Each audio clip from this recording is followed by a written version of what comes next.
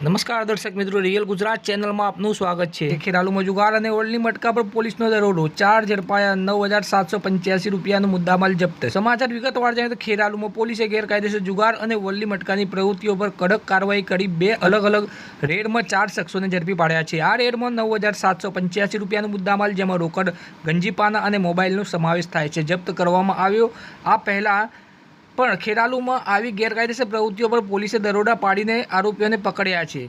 વાત કરીએ પ્રથમ ઘટનાની તો બુધવારે સાંજે 4 થી 5 વાગ્યાના સમય દરમિયાન નરુ ગામના ઠાકોરવાસમાં પંડિત દીનદયાલ ગ્રાહક ભંડાર નજીક ગંજીપાનાનું જુગાર રમતા જસવંતજી મંગાજી ઠાકોર 32 વર્ષ, સરતાનજી દલસાંગજી ઠાકોર 50 વર્ષ અને દિલીપજી ઉર્ફે મગનજી ઠાકોર 29 વર્ષ ઝડપાયા હતા। પોલીસે 4,380 રૂપિયાની રોકડ અને જુગારના સાધનોને જપ્ત કરી કલમ 12 હેઠળ ગુનો નોંધ્યો છે।